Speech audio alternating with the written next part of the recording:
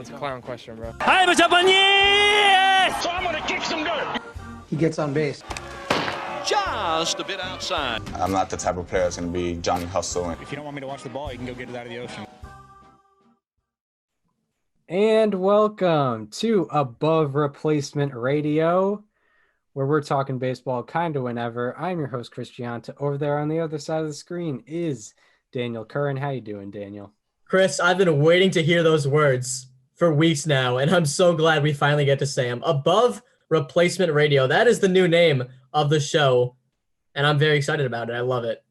Yeah, we cannot guarantee that we're going to be an above average baseball content producers. Yeah, we can.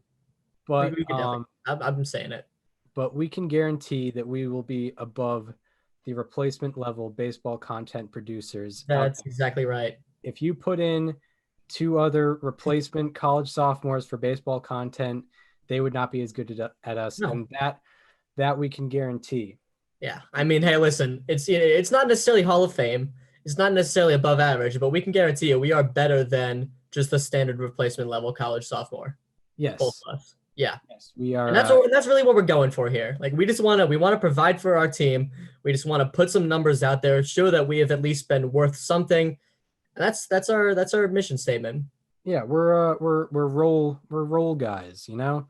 We'll have it, you know, we'll platoon with some guy, you know, we'll probably, you know, play maybe 85 games, have an OPS plus of like 95 or something like that. Be average of like 0.6. Yeah.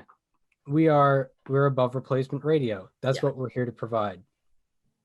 Not guaranteeing anything above it. We hope that we are above, you know, average, but what we can guarantee is we are above replacement. And yeah, no doubt about it. It's you know, we finally have a name. Mm-hmm. It took way too long in retrospect, but I'm glad it was worth the wait. Yeah, it was. And like I didn't even think of it until legit. Like let's not act like we made an effort throughout the year plus to actually get a name. You just came to me like a month or so ago. You're like, hey, I have an idea, Above Replacement Radio. I was like, all right, I like it. Yeah, and for those who don't understand it, wins above replacement is like the big stat that is used today. It's the holy grail to determine the value of a player. It's our gospel. So being above replacement is better than replacement if you didn't know that. But yeah, it's a new era of I guess above replacement radio, and it's weird, like you know, with show to be named later, I feel like, you know how that was the St. Louis Browns. Now we're the Baltimore Orioles. If you catch my drift. We're a completely different name, but we are the same organization as the St. Louis Browns. Yeah. Yep. Yeah. Major League Baseball organization, but you know, we changed. We were the Seattle Pilots, but now we're the Milwaukee Brewers. Yes. That's the other comparison you could make. Different name, but same organization.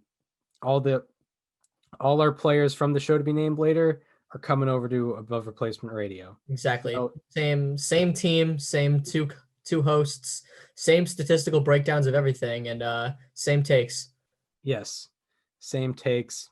In fact, later in the episode, we'll be going over a take we've kind of been repeating for a while of Curt Schilling's Hall of Fame status. But anyway, we're going to get into the news of the week. Not a very busy week, especially compared to last week when the Padres were getting everyone. But the only like major name to go anywhere was a reliever, Jose Alvarado, who's been with the Rays, I believe, his whole career. Mm-hmm. Was traded to Philadelphia, who desperately needs bullpen help. What are we thinking about this move? Yeah, well, this is certainly, I look at it as like a low risk, high reward potential type of move for the Phillies. And obviously it's low risk. You know, there's coming off the last 2 years of Jose Alvarado's career. You know, on paper, it doesn't seem like there's much to look forward to. He's obviously been struggling with injuries. He hasn't really been able to top his 2018 season, where he had a 2.39 ERA. Since then, he's had a 4.80 and then a 6 flat. That obviously isn't ideal. And if you look at his peripherals, he wasn't very good last year either.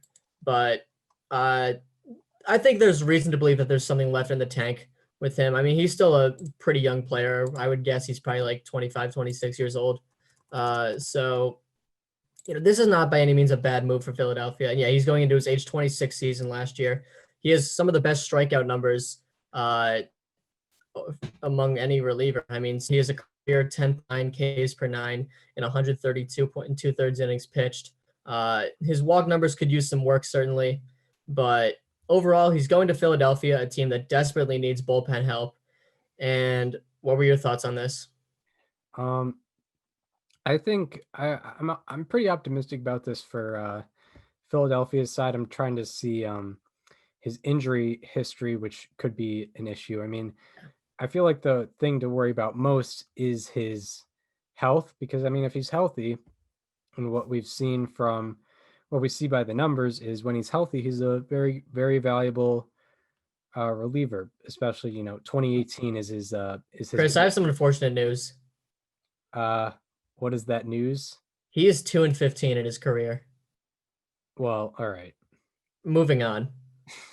He's 2-15. It is weird. Like, I feel like there's a bunch of like Hall of Fame relievers who actually have below 500 losing record. records. Yeah. Yeah. Because you usually don't get wins. I mean, unless you usually get saves. Yeah, because you come in when you're ahead, so you can't win a game. And then if you give up a walk-off, which is not that hard to do, you get a loss. In 2018, he went 1-6 with a 2.39 ERA, 172 ERA plus, 11.3 strikeouts per nine, 0.1 home runs per nine. But yeah, Alvarado, it appears that he's had shoulder problems, which that can be an issue. I mean, like, I don't know, that could maybe be a precursor to something even more serious.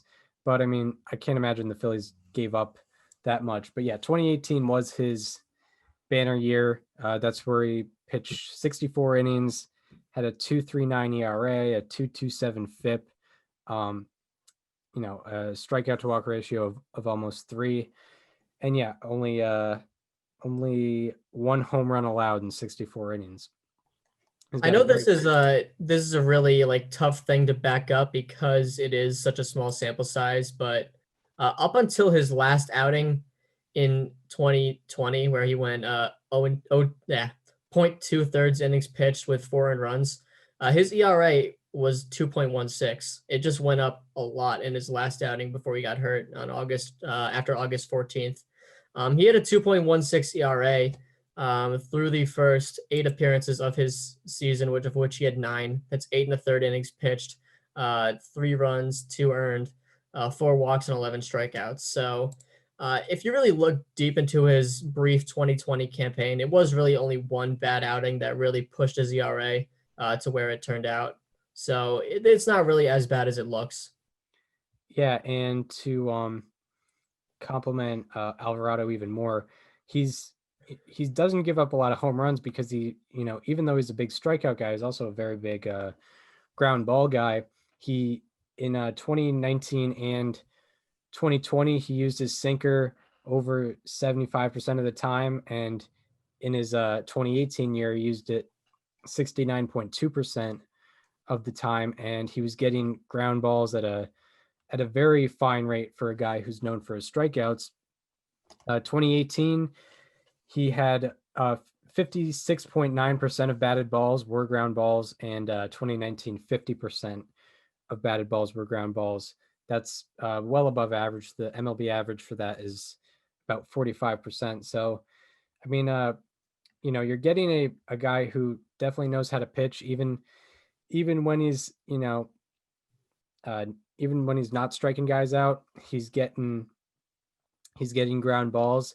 The problem seemed to be the walks a lot. 2019, he almost had a walk per inning.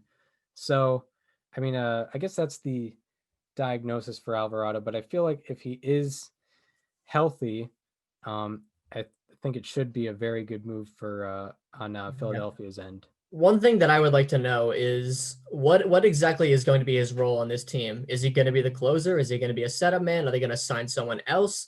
Because the Phillies, their bullpen has obviously been a problem for a while, and it showed last year more than ever. The worst bullpen ERA and WAR in the National League, and it wasn't even close. They were almost setting records for like the worst bullpen of all time, barring a short season. So with that being said, if Jose Alvarado comes in as a closer and he performs in that role, that makes life easier for so many more people in that bullpen, specifically Hector Neris. He's had to be the closer for a while there, and he's kind of struggled with that role, but I really do think that he's a guy that can see success as a setup man, as someone who doesn't have to have all that pressure on him every single time he goes out. So this could end up being a move that not only makes the team better, that are not just him individually, but this could really make the whole bullpen as a unit better and could really put them over the top in a division where everyone is competing in some sort of way. Yeah, it absolutely could. I feel like they would not put him in the closer role immediately, but I feel like if he had a month of good production, they would be perfectly willing to put him in the closer role, because I believe he was for a time in Tampa Bay during that 2018 year, he was in the closer's role. He had 8 saves. He was like a daily occurrence on Pitching Ninja. Yeah, it is that sinker. He throws it hard, and it has plenty of movement as well. It's very deceptive. Yeah, so 2018 is the banner year for Alvarado, but I understand that he kind of has trailed off since then. A lot of that probably due to injury. So I think the question is his health, and maybe when healthy, being able to control the baseball and throw the baseball for strikes. But I mean, other than that, I feel like there's mostly good things to look forward to there. Certainly. I'm definitely interested to see how this move pans out. And I'm also interested to see if the Phillies are done here. Like, is this where they stop with bullpen help? Do they get more guys on top of Alvarado? Because after the non-tender deadline, there are a lot of free agent relievers out there. Alex Colomé has been making some waves around headlines lately. I know the Twins are interested. The Red Sox are interested. That's a guy that the Phillies could definitely use to certify a closer role, to have guys like Neris and Alvarado backing him. There's plenty of others out there. I know Tommy Kahnle just signed, so he's off the board, but there are a long list of relievers that the Phillies could potentially set sail on, and Alvarado is just one of them. Yeah, it depends on because there were rumors about the Phillies being in a bad financial situation, but that kind of got disproven, I guess, or I think the general manager came in and said that wasn't true. But I mean, if that is the case, it probably decreases the chances of them making a bigger move, like trying to get Colomé or Liam Hendricks. But if it's not an issue, then no reason why they shouldn't be going after bigger names like that, guys that were in contention for reliever of the year in their respective leagues. It shouldn't stop with Alvarado for sure. I think we both agree on that. Because you can't have him be the only guy, especially after his last couple of years. But overall, they're in a better situation than they were before this deal happened. Yes. Yeah. So yeah, any more thoughts on the Alvarado deal? I think I kind of got everything out that I needed to. I mean, it's not a bad move for the Phillies. I really don't see a scenario where they lose this deal, so to speak. It's not like they're, spending a ton on him. It was a pretty low risk trade, and it could have a high reward, but it's certainly not a guarantee. Yeah. These are the kind of deals that will happen, I guess, quote unquote, early in the off season. A team's kind of done with. I mean, it's January 5th. It's January 5th, and the best free agent deal we've gotten is James McCann on a 4-year deal. Yeah. But this is not early in the off season. This is usually prime, but it's been painfully slow this off season.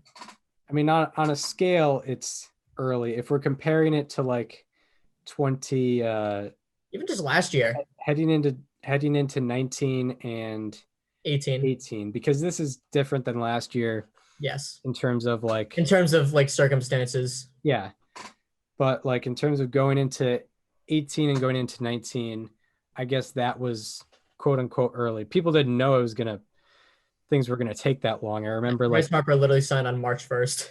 Like I remember in the offseason heading into 2018, like no one was expecting this, and like that was the first year, yeah, like the big names were like Yu Darvish, Jake Arrieta. Yep. I'm trying to remember the position players that were. Wasn't that was the offseason of Harper and Machado, wasn't it? Or no? No, that was heading into That was the next 2019. Into 18, JD Martinez. JD Martinez. He signed like middle of February. Yeah, he Because did. his press conference was at spring training. Yeah, it was right as spring training was going on. Mm-hmm. Seems like that's going to be happening with several players. I will say this though, one guy who I believe will sign before spring training. This may come as a shock to you, but it's Trevor Bauer. He is such a creature of habit. I cannot see a scenario where he delays the start of his own season to figure out where he's going. I think the only argument against that would be he wants to milk his free agency as much as possible. Well, also he's like building his own facility for training in that manner and stuff. I don't know like if he needs a catcher to, be on schedule with.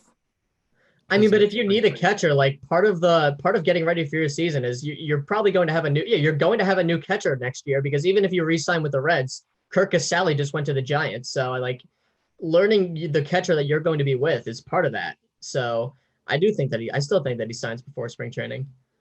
I guess. But I guess unless he signs with the Giants, which isn't happening, he's going to be with a new catcher. Yeah, he will be with a new catcher. But what I'm saying is, like, in terms of him training at this facility that he's building, he's vlogging about, where he has like mounds and everything that he needs to train. I feel like he's fine with staying there for a little extra longer if he ends up getting more money. And also he just had the best year of his career where the circumstances were extremely uncertain prior to the season. And he was probably taken out of his habits the most. So maybe he would ease off a little bit. I would be willing to say that he does indeed sign after spring training. So I guess that's interesting. That's a little thing on the show we could have. Will Trevor Bauer sign before spring training? We'll talk about details for that later, but that could be an interesting bet or something. Yeah, but it is an interesting point that you make. But yeah, like in terms of the other ones, there's no other big pitchers left. I mean, Stroman signed or accepted the qualifying offer. You can make a case for like James Paxton, maybe Tanaka, guys like that. But other than that, like there's the Bauer is on his own tier of free agent pitchers. Yeah, maybe you could argue Real Muto will sign before spring training because of pitchers and catchers. That's definitely a fair point too. Yeah, being with the pitching staff. It's weird. Like there's been no reports about him. Like, do we have no idea who's been calling and who's been interested and who's been offering? There's been nothing. Nothing. Like same with Marcelo Zuna. Same with, I guess not Trevor Bauer, because John Heyman had that report this week about the 5-6 year $200 million deal that he was getting that became this whole controversy. None of the big free agents out there have really had many reports as to what's going on in their camps. Yeah, it's been mostly like relievers that people like even at this point in like the Harper Machado offseason, like we were still getting like Harper is talking with this team, Machado is talking with that team, Scott Boras has an offer from them. Like there was always a sense that like it could happen within the next couple of weeks. We have no idea what's going to happen anytime soon, and we could very well be sitting here again next week with like a minor trade and that being it as our news. Yeah, very, yeah, very much so. But yeah, like there's not even rumors to for us to fill up our time and talk hypotheticals. Like No. in I terms guess of George Springer is down to the Blue Jays and Mets, I've heard. I think we've already discussed his impact on whether and if he goes to Toronto. Yeah. New York, I mean, that's obviously a team that's been adding a lot. I think if the Mets add Springer, that takes away their interest in Real Muto. And actually, it probably already has because they signed James McCann. But yeah, that's interesting. Yeah, like yeah, definitely like the Mets have to be out on Real Muto and like, but like yeah, I mean, makes sense that they would go after an outfielder. I mean, that's the biggest Whole. outside of Real Muto, and you could make a case that he's over Real Muto in terms of biggest position player on the market. Yeah. But yeah, that's kind of where free agency's at. Mhm. 2020 to 2021 off season. Nothing happened. I mean, how 2021 is this? It just, I mean, we've been doing this for 4 days now. Nothing speaks to this year more than just the fact that there have been no rumors regarding the free agents. Yeah, I mean, it's wild. Exactly. It's crazy. It's what a whirlwind of a year so far. But anyway, yeah, that's all the action in terms of movement within different rosters in Snail's Major pace, League baby. Baseball. Wait, what was that last Snail's comment? pace. What? Snail's pace. Snail's pace. Yes. Yeah. Last week it was Snell's pace. Haha! Wow. This week Wow. it's Snail's pace. Boom, gotcha. But anyway, we've we're pretty into the Hall of Fame on this show. That's one of our sort of off-season identities, especially this year as we've been going over bubble cases. That's my identity, period. Yeah, I've adopted it much later than you. I think I contributed to that though. Yes. Yeah, Yes, very much so. And then like the baseball history series kind of enlightened me on the Hall of Fame a little bit too, like looking at like other Hall of Fame quality players. Right. But yeah, yeah, you were definitely a big contributor in that. And even last year's Hall of Fame election, I didn't really know what I was talking about, especially in comparison to this year. But anyway, to the point, there's the past couple weeks serviced us with some particularly bad Hall of Fame ballots that were publicized on the internet. Yeah, it's not uncommon for there to be bad ballots. I've seen plenty of them to the point where I kind of scruff over them. I just look at them and not even really have a second thought.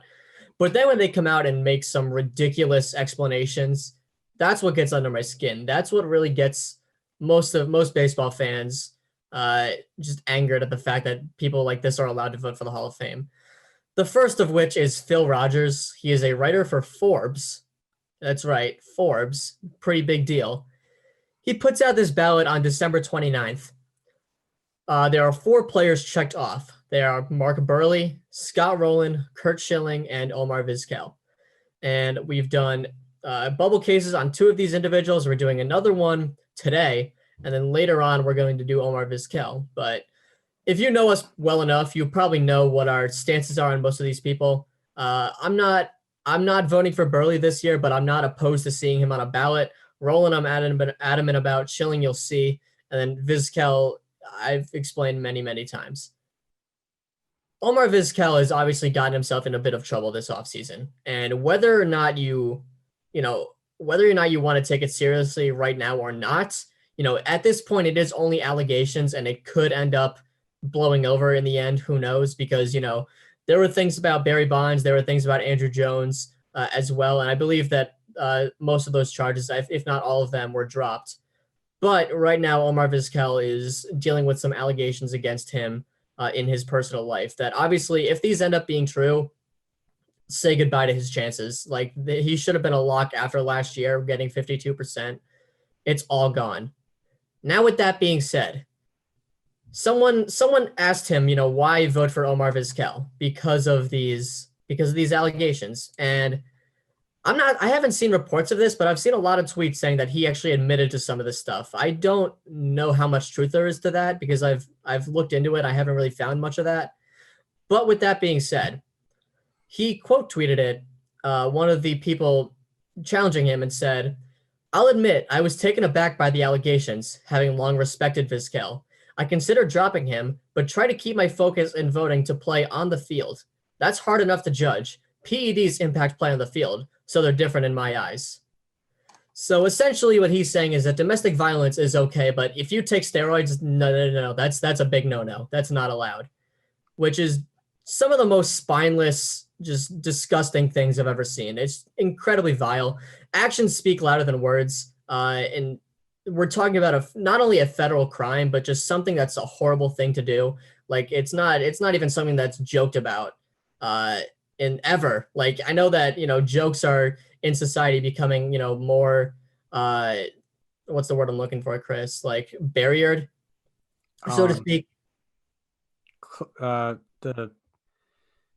The line for the margin for jokes is getting smaller. Yeah. This is never joked about. It was never okay. Which I know that he's not doing that, but it's obviously a really serious case of something that should always be taken seriously. And for him to just come out and say that he considered dropping this guy with domestic violence allegations and saying he preferred to keep him on his ballot, but he didn't want to vote for guys who took PEDs. It's incredibly hypocritical and inconsistent because of guys who are already in the Hall of Fame. And it aggravates me. Chris, what are your thoughts? I mean, this is a weird one. I mean, you said that if he had just said like, I'm waiting for the charges to be official and like him to be actually charged, then yeah, I understand that. And like, there is part of it. I do sort of, I don't like get where he's coming from because I do vote for the, PED guys, especially before like 2005 and stuff like that, like Bonds, Clemens, and I'm considering like Ramirez, Sosa, and everybody. But I understand that like play on the field, like I understand that if he's only voting based on play on the field, now I disagree that Omar Vizquel was a Hall of Famer based on play on the field, but I understand if he's voting purely on play on the field. I am glad that he put Schilling if he's considering only play on the field. But yeah, I mean, I think he is one of those guys that over dramatizes the effect of steroids. And, it's just, for me personally, it's like, we just had a little 10-year period where we needed to, where we just had some extra excitement. Bud Selig knew what was going on. He had no problem with it. He liked the ticket sales and the TV ratings and all that. He needed to get baseball out of its lowest point ever.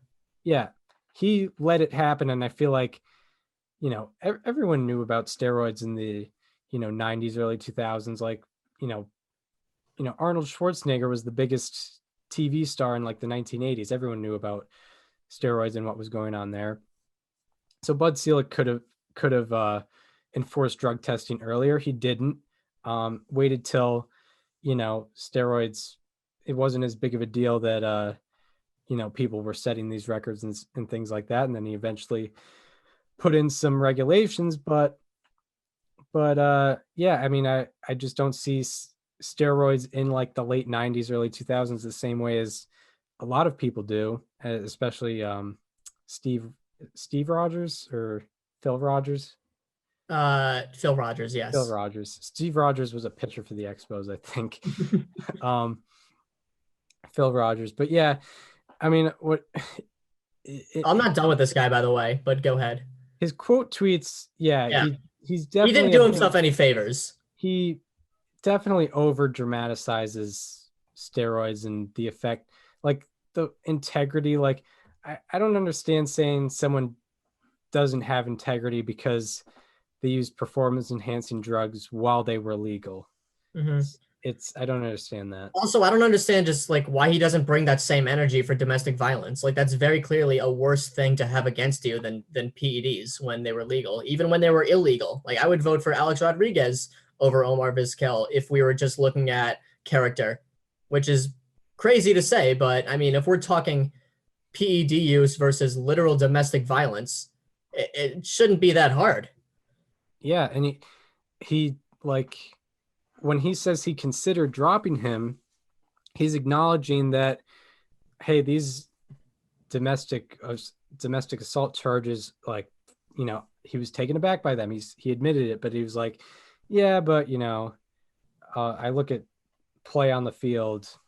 I don't know. It's weird, but I mean, like, there is a small tunnel of logic of like argument that he could go through, but it's very It's not going to help small. his case. There's nothing he could say to help his case instead of to just say, I'm waiting for the charges and then I'll drop him. Yeah, that's really all you can say. If that's all he had to do. It's not that hard, Phil. So then I'm just going to get into some of these quote tweets here. And I guess you can draw your own conclusions because I think that what I have to say is kind of just repeats what's already been mentioned. So someone replied to his ballot and said, "You should be absolutely ashamed of yourself. Thank you for being honest, at least when you think on-field talent is more important than respecting women. Please consider some self-reflection about how wrong this is. You have hurt countless women." To which Phil replied, "It's possible you're right, and I hate that. I was taught to treat women well, and I've always tried my hardest. I was also taught about forgiveness, two sides of every story, and the danger of judging others. Do I know enough about every accusation of domestic violence to pass judgment?" Once again, correct. It is only allegations at this point, but I don't understand why that same energy isn't brought on for steroids because very clearly they were legal at the time. Very clearly, you know, they knew what they were doing, and they didn't cause physical harm to people that put people's lives in danger. Yeah, it's not like it's also not like, you know, performance enhancing drugs in a combat sport where Yeah, you have more strength and you could physically like really debilitate somebody. It's baseball. I mean, maybe if someone gets hit with a line drive, it's like 5 miles per hour harder. I mean, but that's not it was gonna going to. Yeah, I mean, is and we all know that we've heard this argument before. We've said it before. Taking steroids don't make you better at baseball. They don't enhance your ability to hit a 95-mile-an-hour fastball to square it up and put it over the fence. I mean it I wouldn't go as far as to say they don't make you better at baseball. They will. They don't make you better at hitting baseballs. They don't I don't think they make you better at like the what makes baseball hard, which is timing and timing, pitch location, uh you know, a baseball brain, all that type of stuff. Like and it's a lot of the steroids was recovery so that you could feel the same way in August that you did in April. Yeah, I mean that's fair, but you know, if we're looking at a particular case, like Barry Bonds would get 2 pitches to hit every game because he was always walked, and he would square up both of them. And you know, steroids don't make you more likely to square up a baseball. You still have to be talented enough, and things like that. Yeah, I mean, like the thing with Bonds is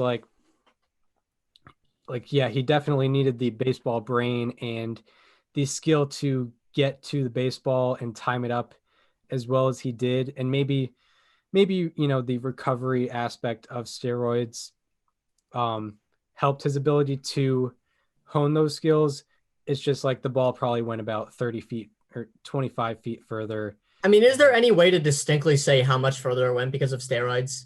Like, is there any scientific? Definitely not. But No, like we don't know. Like, it could be 5 feet, it could be 25 feet. There's no telling which. yeah, I mean, like, I just know that, you know, him gaining like 20 pounds of muscle Mhm. probably helps his ability to Sure, hit a ball to hit farther. home runs, but not to hit. Period. Yeah, exactly. Yeah, That exactly. was the point I was trying to make. Yeah, I mean, yeah, exactly. So moving along now, he keeps getting attacked, and he says someone asks him like a very very open, honest question. He says, "What is your specific reasoning for differentiating domestic violence from PEDs?" And he says, "Yeah, I've been consistent on PEDs. My standard is not to ignore what I know and not to assume what I don't know. I don't know for known PED violators because PEDs were the biggest affront to the integrity of baseball in my lifetime." In your lifetime, Phil, there's never been any sort of demolition to the integrity of baseball in your lifetime that's bigger than steroids. I'd beg to differ. I The think there's last 5 years. in the last 5 years. I think there's a bigger one in my lifetime, and I'm definitely not. I'm definitely no older than you. Don't know how to overlook guidelines to voting, which I get that it is kind of gray area and everyone has their own opinions, but you can't possibly say that steroids were the biggest destruction to baseball's integrity in your lifetime when we literally just saw the Astros sign stealing scandal. Yeah, exactly. Yeah. Like did you see how many pitchers came forward and said, I would rather face a guy on steroids than a guy who knows what pitch was coming? Yeah, and I feel like that's an obvious thing to say. Yeah. And it's just these types of Can you imagine people if Barry Bonds knew what pitch was coming? I mean, like it would be ridiculous. Like imagine just the whole 90s, but everyone knew what pitch was coming. It wouldn't even be fair. Yeah, exactly. Like but these things have to be said for these kinds of people. And I would say, and I was thinking about like probably 90% of the people that played with like Barry Bonds and Roger Clemens would say that they are Hall of Famers, because also most of the people that played with them, especially like early 2000s, were probably also on PEDs. Mm-hmm. So yeah, like that's just how the game was. I mean, we will get more into it 2 weeks from now when we go over the all of the steroid guys. Are we going Wagner steroid guys Vizquel or steroid guys Wagner Vizquel? It's we went I decided to go, yeah, it's Wagner steroid guys Vizquel. Yeah, I like that. Because I figured Vizquel would be a much more that's the one to end on for much sure. more of a slam dunk episode. Yeah, that's gonna be a good one. The steroid guys is a more, I guess, intellectual debate of like, we'll be a little more calm about things with the steroid guys. But anyway, we are. I still have a couple more things. I have two more tweets I want to show from Phil Rogers regarding this ballot. So he puts out his first like public tweet, like addressing it that isn't like a response to someone else, saying, "I'm not surprised I'm taking a beating on my Hall of Fame vote." Poor choice of words. Very, very tone deaf of him to say that. "It happens every year for as long as I can remember. Gee, I wonder why.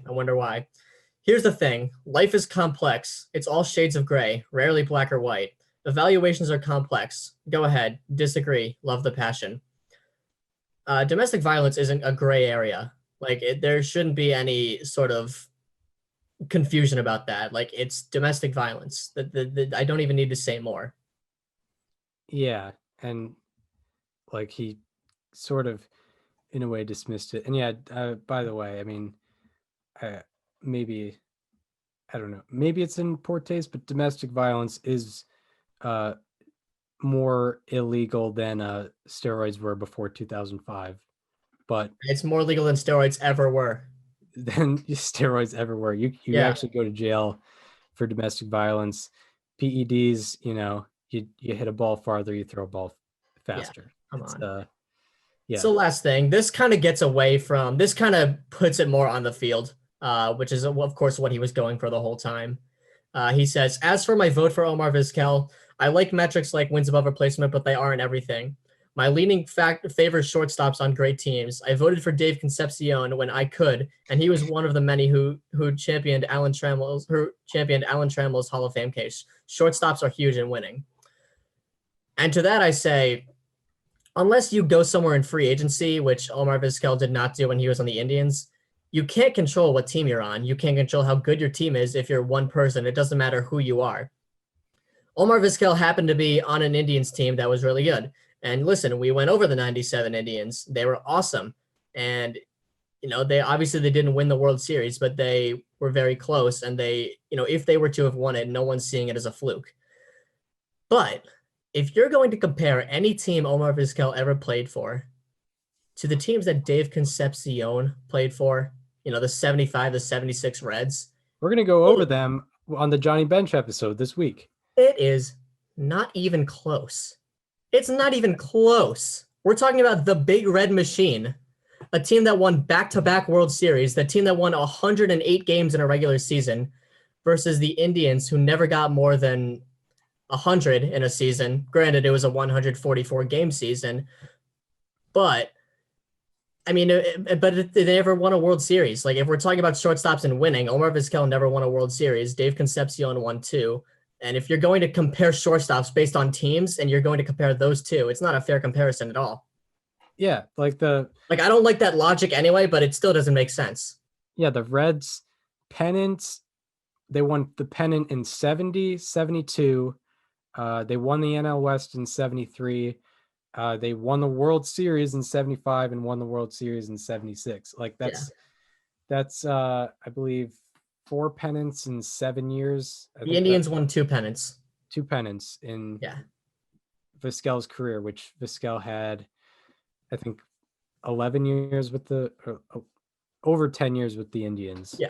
Like, it wasn't because of him at all, clearly. It was because of Jim Thome, David Justice, Albert Bell, Manny Ramirez, Sandy Alomar, Oral Hershiser. You could go as far back as to say it was Dennis Martinez, Manny Ramirez. I mentioned him. You did, okay. Yeah, and I don't get the shortstop on great teams. And by the way, Alan Trammell was so much better than Omar Vizquel. If we're talking about him. And Concepcion is, I guess, comparable to Vizquel, but like shortstops on great teams, like the shortstop is only like the captain necessarily of the field, not the lineup.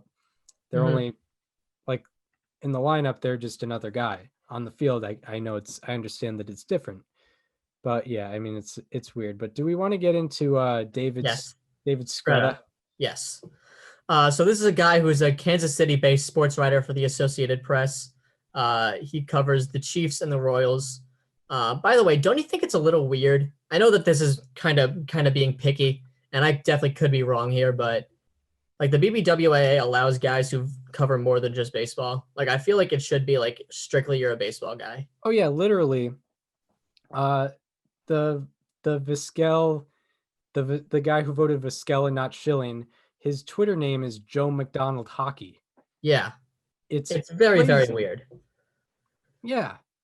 Like, I don't know. There's like, if you're going to vote for baseball's highest honor, you should be baseball above all else. Yeah. That shouldn't even be in the conversation, which maybe, there could be some gray area. Maybe this guy was hired as a Royals writer and then he grew to the Chiefs over time. I don't know. It's still, I don't know. It feels very weird to me that we have guys like baseball above everyone else. I like John Morosi is a good example of a guy who can cover like 2 sports, but he's clearly a baseball guy, but he also does stuff for like NHL Network. But MLB and NHL Network are literally the same company. Yeah, that is like they're under the same wing. But like, he's clearly he's to the point. He's clearly like a baseball guy who does hockey stuff on the side.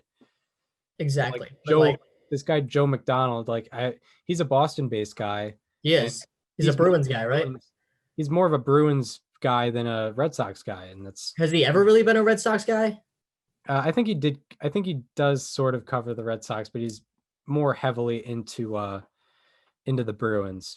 Yeah, I feel like we should track down and like make sure. I mean, I'm not in the BBWA. I have no control over this, but like it does feel kind of weird to me that we have guys who have like shifted focuses towards other sports, talking about like the who deserves baseball's highest honor.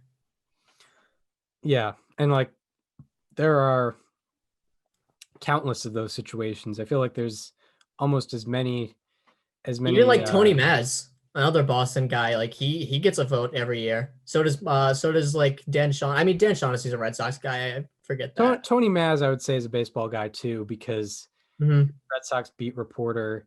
But he's mostly known for having a radio show where he talks about all Boston sports. But he does like, yeah, he is. I think he earned his stripes, but yeah, Mhm. like it is weird. I mean, guys can be in the BBWAA for 30 years and their careers can completely change and they're not a baseball guy anymore, but they still get a ballot every year. Yeah. It can be weird like that. Yeah. But anyway, so this guy, David Scretta, he submits a blank ballot for his first time voting in the Hall of Fame. I don't know if you guys realize this, but to get a Hall of Fame vote, you have to be in the BBWAA for 10 years. You have to spend a decade in that organization before they even allow you an opportunity. So this guy waited 10 years, a full decade, half of my lifetime, Chris, half of your lifetime as well. Yeah. To put in a blank ballot, a completely just sheet of paper with absolutely nothing checked off. And he kind of made it about himself here, it really seems. It was very weird because he didn't publicly release a ballot, but he didn't remain anonymous. He emailed Ryan Thibodeau his explanations, and he said, quote, "Those that I believe performed at a Hall of Fame level on the field did not reach that threshold in such areas as character and integrity." Which is, I get it. I sort of get the integrity part of it if you're going to really take it that far. But how are you not looking at Scott Rowland as a guy who was Hall of Fame level on the field? Because I know that you're not voting against him because of character and integrity. Yeah, I mean, we talked about Scott Rowland's bubble case. He's just one of those combined effort guys that gets forgotten about in baseball lore. But yeah, like, by the way, there was a lot of like, go ahead. Nah, I had nothing more. There was a lot of other baseball writers like speaking out about this, like Derek Gould. I believe the St. Louis Dispatch. Yeah, that is correct. He actually released his ballot today. Said that like surprise. He spoke out about it. Buster Olney said something about it. John Heyman said something about it. Like a lot of other voters were like, this guy like really did this. Yeah, and actually, one point I will make is if you're an anti-steroid guy, which I get, but I also don't get. If you're an anti, steroid guy, especially in this era, how are you not emphasizing the greatness of the non-steroid guys like Andrew Jones, Scott? Yeah, seriously, they played in the same era. Todd Helton. So like, and we talked about like, oh, this guy in these 5 years only trailed Barry Bonds and Alex Rodriguez in wins above replacement. Yeah. So isn't that the best guy now? Yeah. Shouldn't you be emphasizing the greatness of the guys that did not take PEDs? If you're, they need to do a thing. I don't know how they can mandate this, but they need to like force people to take like a certain amount of time to consider their ballots before they hand them in. I don't know how they'd be able to mandate that, but like I wish people would look at stuff like the fact that Andrew Jones and Scott Rowland for long periods of time had the third highest F4 in the majors behind Bonds and A-Rod. Yeah, like Jones, it was like 97 to 06 or something like that. A 10-year period where the only guys above them are Bonds and A-Rod. Mm-hmm. And you're still not going to vote for him because he wasn't the best, even though the best guys I'm not voting for because of integrity or whatever. It's so weird. Yeah. I wish, I know we have this conversation every year about the gatekeepers of the Hall of Fame and just how and it's frustrating because when you really look at it, when you follow it as much as I do, you clearly see that it's a very small minority of the voters. Like most of them actually do care. Most of them do take it seriously. But people stop caring about the Hall of Fame because of the David Screttas of the world, because of the Phil Rogers of the world. And I get it. Like, it's frustrating that these guys who clearly either don't care or don't know what they're talking about, get to decide stuff like this, and it shouldn't be allowed. Yeah. It definitely makes you look at the Hall of Fame differently, because it's like, all right, this is sort of faking what, like, we already know who the best players are. Yeah. You know, now we have all this information that determines who the best players are, and we can make our own judgments. But, certain players get to go into the museum based on different standards. But I we mean, if already you know just look at like the replies to all the baseball Hall of Fame ballots that come out, it's very clear what is perceived as a good ballot. And it's not that hard to distinguish between a good one and a bad one, but there are still so many people that just can't even do it. Yeah. It's real. It is really weird, but yeah, I mean, like every time I see one of these ballots talking about integrity and It's things all, like I mean, that, it's all an explanation. Like I like care a little less about about about what's the whole being process. about All right, starts process, all of makes this. me think Jeff Passan definitely knew what he was talking about. Yeah, he definitely does. Now I actually want to listen to that. I think that was his first interview on Starting Nine where he Yeah, it talked was. about that. I Yeah, listened to it before I interviewed him because I knew I wanted to talk to him about it. yeah, I got to go back to that episode because I feel like me and Jeff could have me and our fifth guest of the, Yeah. I guess, show to be named later at the time, Above Replacement Radio Organization, the Mhm. fifth guest of that program. Our good old buddy. I feel like we would agree on that. We definitely would. But yeah, anything more on David's credit, because I think that does lead into Curt Schilling, I think let's just go into it.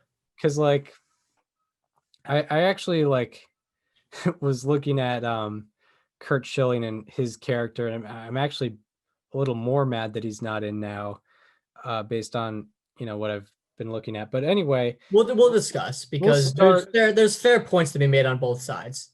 We'll start with the on the field stuff, because that's ultimately what we're good at here, or what we're above replacement at in terms of evaluating players. But yeah, Curt Schilling, he's been on the ballot. This is his ninth time on the ballot, and we're going to discuss his case for and against him.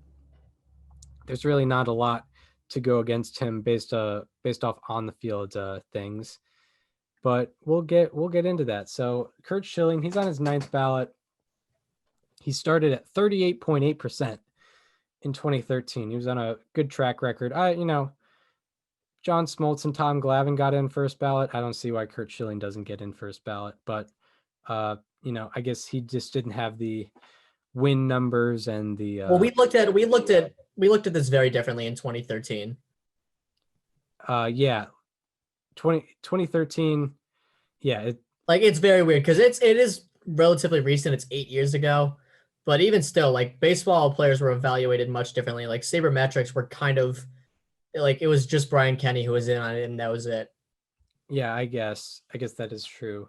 Mm-hmm. But yeah, Curt Schilling, ironically, he's super against like the advanced statistics, but the advanced statistics favor Curt Schilling a lot better than like his count statistics in like traditional stats, which is funny, pretty ironic.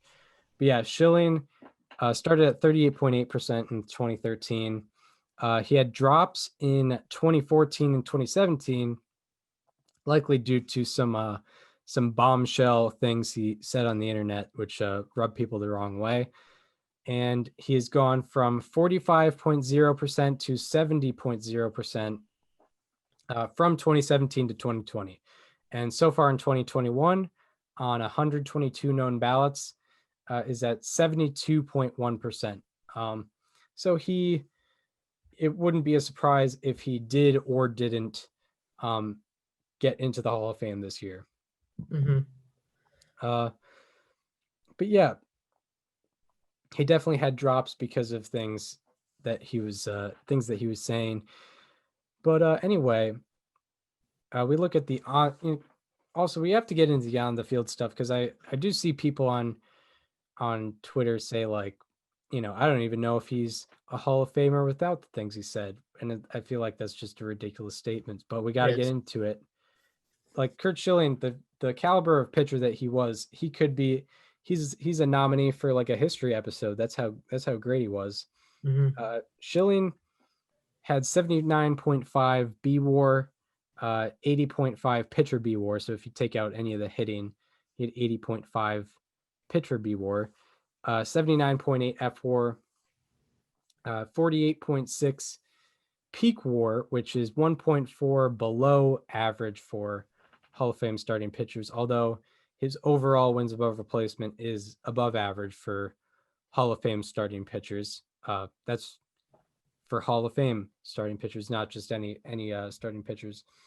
And 3.46, he had a lifetime career, 3.46 ERA, 3.23 FIP, and 127 ERA plus in 3,261 innings pitched.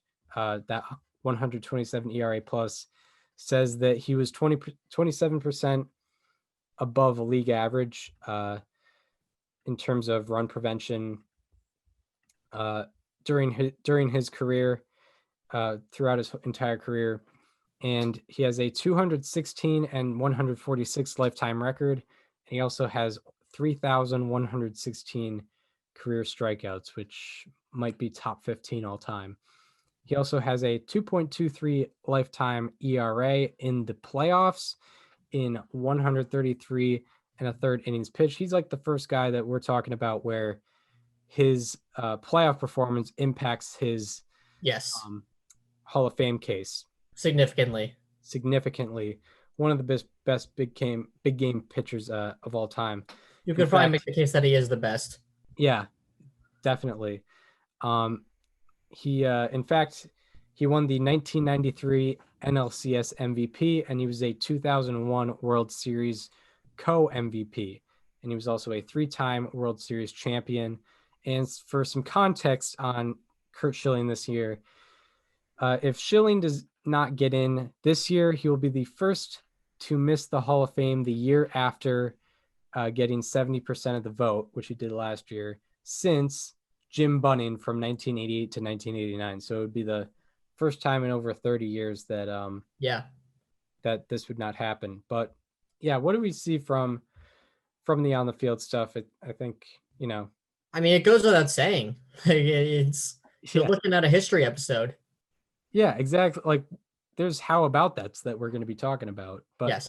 we have to talk about it because I feel like he is, like, even with all the hoopla surrounding him and what have you, he's one of the most underrated pitchers ever. I think he kind of got like overshadowed by like Randy Johnson when he was on the Diamondbacks, and like when he pitched on the Philly, his best years in Philly, they weren't really a competitive team. And like, I mean, I guess he gets recognition in Boston, but yeah, it's weird. He's still pretty underrated. And in fact, we'll get into the comparisons. So there are 7 other pitchers with 75 to 85 pitcher B WAR in the modern era. Those 7 pitchers are Steve Carlton, history alum, Nolan Ryan, who's also a history alum, Robin Roberts, Mike Messina, Fergie Jenkins, who's also a history alum, Bob Gibson, and Cy Young, and they are all Hall of Famers. So Goes without saying.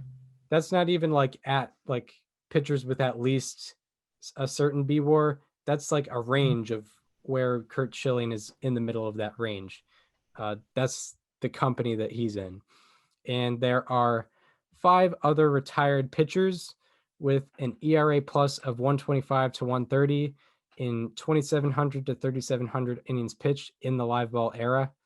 Those 5 pitchers are Carl Hubble, Kevin Brown, Dazzy Vance, Hal Newhouser, and Tommy Bridges. 3 of those are Hall of Famers, and Kevin Brown would likely be a Hall of Famer if not for the Mitchell report, which he was on.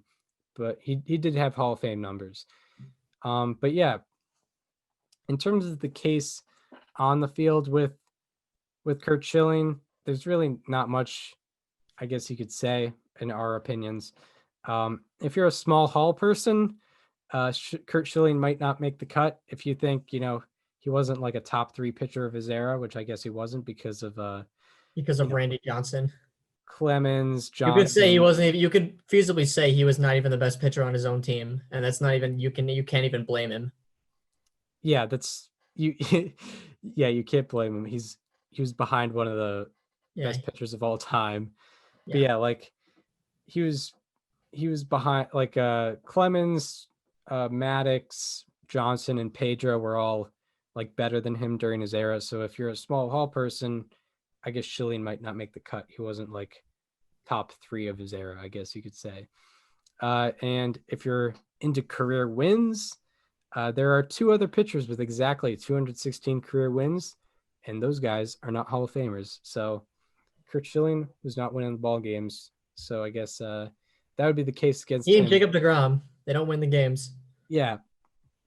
It's going to be funny when Jacob deGrom gets inducted in the Hall of Fame with like 115 career wins. It's going to be like a winning percentage of like 543. not even. It's going to be sad. Like 118 wins, 3,000 like 86 strikeouts. losses. Yeah. It's going to be crazy. A career ERA plus of like 140. 2 Cy Youngs, probably more. Yeah, exactly. Like it's very fair to say he's not done winning Cy Youngs. Yeah, I mean he almost won one this past year. Yeah, top 3. And I had some stats on him that I was going to go over when we do the previews, but we'll save that. Yeah. For 2021 season previews. Yeah. Look, I mean we're closer to spring training than we are to last year's World Series. Yeah, we are. I guess not a regular season, but well, no, I want to save it because I have some stuff. But anyway, back to Curt Schilling. Did not win the games like Hall of Famers, but we all know how we feel about that. Yes. And I guess never won the. He was above replacement. He was above replacement, but he never led the league in baseball reference wins above replacement. It's a shame. And he never won the Cy Young, so I guess that would be the case against him. I guess the main thing would be like if you're a small hall person. I mean, even then it's weird, but there is a case against him off the field, I guess, in terms of the. I'll go over that. So yeah. The case against him off the field is very clearly the reason why he's not in. Like that's not even disputable. I mean, we only had three case againsts on the field, and they're very arbitrary. That being said, he's gotten into a lot of controversies on social media, and the worst one. This is weird because this happened years ago. I remember when it first happened, and no one really cared, but it's been picked up a lot in the last year. He tweeted a photo of someone wearing a t-shirt that I don't even want to say implied. It encouraged the lynching of journalists. And his caption was so much awesome in here. So he was promoting that we lynch journalists. Guys who are just trying to do their job. And they're trying to seek the truth and report it without minimizing harm. So, you have that. That's not great. He's also made transphobic comments. He's compared Muslim extremists to Nazis. And I think the most recent one, and the one that really cuts deep, is that he openly said that he didn't believe Adam Jones for saying that he faced racism at Fenway Park. He did this right after it happened. Like, he didn't even really do much research into it. He just said, yeah, he's lying. Like, there's no way. Like, he just wants to make a name for himself, as if he wasn't already like one of the elite outfielders in baseball at the time. I'm not even going to sugarcoat here. This is not okay. Like, it's indefensible. It's something that he should have never have done. It's something that nobody should ever do. And it's something that he should be held more accountable for, whether that means kicking him out of the Hall of Fame or not, because clearly he's not going to take it upon himself to be accountable. I'm still voting for Schilling this year, but over the last year, I've kind of grown a better understanding as to why people don't vote for him. And it has a lot to do with this.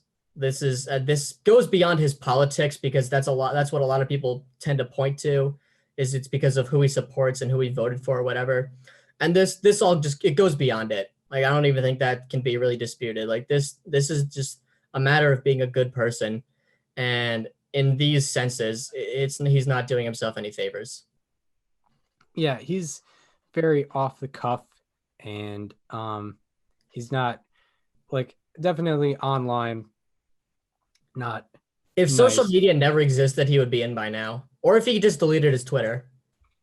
Yeah, I guess. But that's just what he lives on now. Yeah. But yeah, there's the case for him on the field and off the field, because I think there is some things that don't get pointed out in terms of his Hall of Fame case, even off the field, even when you take in consideration the online stuff, what he says and things of that nature. I feel like there's some things that may outweigh that. There's possibly there's an argument to be made, but on the field, just looking at what he did between the two foul lines, he has above average wins above replacement and jaws for Hall of Fame starting pitching. I'm not talking about the jaws that control the movement of your face. Talking about Jaff. What is it? Jaff? It's J-Jaff, yeah. Yeah, Jaff. I forget what the. Now I gotta. You gotta look up. Yeah, I couldn't help you out either. Where's Hall of Fame statistics? I'm on Jose Alvarado's. It's towards the bottom. It's towards the bottom. It's always at the bottom. Yeah. They don't even have it for Mr. Alvarado, so I'll have to go to. Yeah, I mean, to be fair, I don't think he's a Hall of Famer right now. Yeah, I think it's like once you play 10 years or once you play like enough time to yeah, I guess put yourself in a position. Like, he's only played for 5 years. It stands for Jaff War Score System, which is basically it is the average between your total wins above replacement and your peak wins above replacement. It's the average of that. So you take his total wins above replacement, add his peak wins above replacement, which is his 7 best years according to wins above replacement, and then you divide that by 2. That's your jaws. So it basically takes into consideration your longevity and your peak and kind of provides equal value in a way.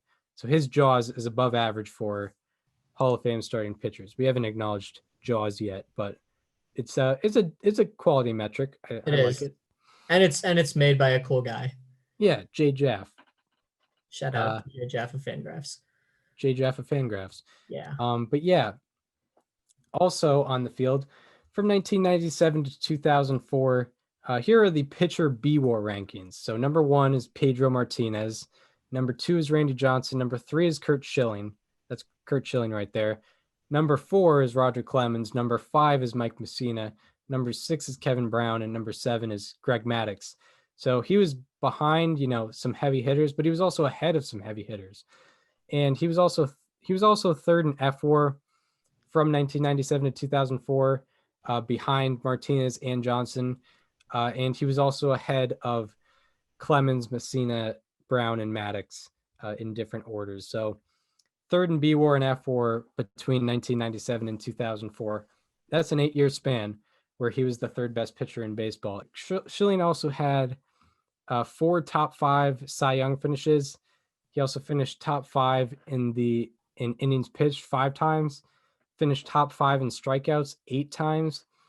He finished top 10 in ERA 9 times and finished top 5 4 times. He finished top 10 in FIP 11 times and finished top 5 8 times. He also finished top 10 in B-WAR 10 times, which is a whole lot for wins above replacement. And he finished top 5 in B-WAR 7 times. And he also finished top 5 in F-WAR 7 times and finished top 10 in Fangraphs WAR 11 times. So that's many occurrences where he was a top 5 pitcher in his league, which is plenty to put you into the Hall of Fame. Yeah. And for your on the field performance, especially. And there are 21 other pitchers with 3,000 plus innings pitched and an ERA plus of 125 or better. 19 are Hall of Famers, and the other 2 are Roger Clemens and Kevin Brown, who are Mitchell Report guys who are linked with PED use, which writers use that against him. And Curt Schilling, by the way, not a PED guy, if that wasn't clear beforehand. And Schilling, also, there are 3 other pitchers with exactly 9 qualifying seasons with an ERA plus of 130 or better. Those 3 pitchers are Mike Messina, Clayton Kershaw, and Tom Seaver. All, Clayton Kershaw will be a first ballot Hall of Famer later on when he retires, whenever that may be. Tom Seaver had the record. Tom Seaver had the record for Hall of Fame vote percentage until, I think, Mariano Rivera. No, Ken Griffey Jr. Ken Griffey Jr. Yeah. So he had that for a very long time. Little over, or maybe 20 years he had that. Yeah. And Mike Messina got in a little late, but he is in the Hall of Fame ultimately. And then also there are 4 other pitchers with exactly 8 seasons with 5.5 plus baseball wins above replacement. Those 4 pitchers are Eddie Plank, who's a dead ball era Hall of Famer. Very good, pretty underrated. Gaylord Perry, who's a Hall of Famer, Bob Gibson, and Greg Maddux, who are clearly both Hall of Famers. Curt Schilling is also 13th all time in wins above average for starting pitchers. And all of the other members of the 3,000 strikeout club who have been eligible for the ballot are Hall of Famers, besides Roger Clemens, who's, linked to the PED use. Schilling also has the highest strikeout to walk ratio of anyone with 2,000 plus innings pitched in the modern era. And he is the only pitcher in baseball history with 3,000 plus strikeouts and less than 750 walks. So clearly he's in exclusive clubs. And this is a guy that looks like a Hall of Famer. If you didn't understand that he was had Hall of Fame caliber statistics. And lastly, we'll get into the postseason stuff. His 13 games in the playoffs with a game score of 65 or better are the most in postseason history, and he has the highest win probability added for a starting pitcher in the postseason in baseball history. And you might think, hey, he had if you have more opportunities, you probably have a higher win probability added. He was not top 10 in playoff starts or innings pitched, so he wasn't top 10 in appearances or starts, but he was still able to lead in win probability added in the postseason. So it's pretty clear that it's pretty clear now that on the field, definitely a Hall of Famer. And we went over the questionable stuff. Off the field, things that he has said, but I think it's important to go over things he has done off of the field. And part of it is recency bias. He's demoted his name over the past few years, but going back into the 90s, into the 2000s, and maybe even today, he's made a pretty big impact off the field in a positive way with this program he does. So in 1992, Curt Schilling and his wife created the Curt's Pitch for ALS program. And as of a 2009 article on PR Web, this program has raised over $10 million for ALS research. And that's just 2009. So that could probably be raised a lot. That was 12 years ago. Yeah, 12 years ago. So it could be up to 15, 20 million now. Yeah. I don't know how active he is anymore with this. Maybe it was a thing he did more while he played, but still, those $10 million, that's going all to ALS research. And in 2001, Schilling won the Roberto Clemente Award because of his efforts in ALS. And according to MLB's website, The Roberto Clemente Award is bestowed annually to the player who best represents the game of baseball through extraordinary character, community involvement, philanthropy, and positive contributions both on and off the field. So that's the character clause with with Curt Schilling. He won an award based on his character on and off the field and his performance on and off the field with this fund. And it wasn't just about the money with Curt Schilling. It wasn't, just raising money. He was very involved. And here's a quote from brainandlife.org. This is a very neutral website. This is from 2005. The quote says, "But the couple's involvement with ALS work goes far beyond dollars. Starting with Dick Bergeron, who has since passed away, Curt and Shonda have made it a point to spend as much time as they can with people who have ALS. We meet so many people, but," and this is a quote, we meet so many people, but there's something about every person we meet that stays in our minds. We go to different events in at least 3 states every year. It's almost 15 years since we got involved, and the list of people we've lost is so tremendous, says Shonda. Shonda is Curt Schilling's wife. The quote goes on and says, the time right after getting diagnosed with ALS is such a dark cloud. If we can do anything to help make this cloud smaller, give people a reason to hope, then we want to do that. That's what's important to Curt and me. We're working hard for a cure, but we have to take care of people in the meantime.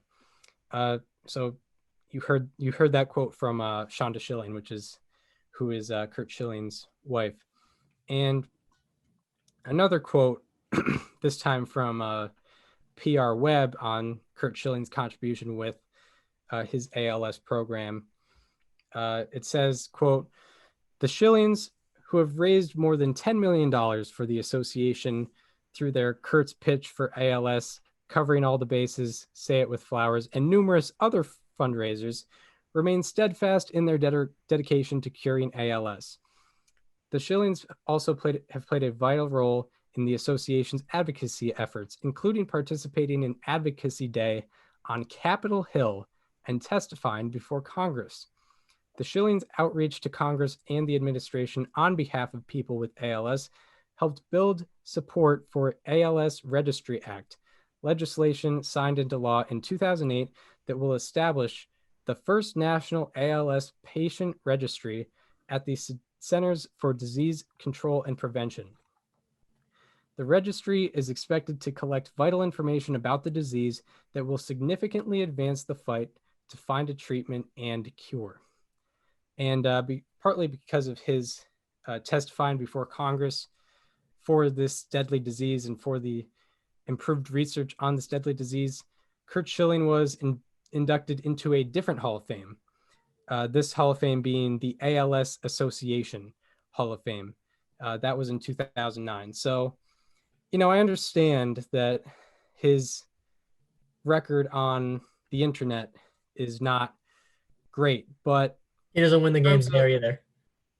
in terms of impact on, I guess, humanity and, a deadly disease that has no cure so far, it's pretty great. It's undeniably pretty great. Raising over $10 million. Also, testifying before Congress so that ALS can be recognized more and focused more. That's a very big deal. And I think it's a much bigger deal than people realize. And it gets kind of swept under the rug in terms of when people are talking about his character.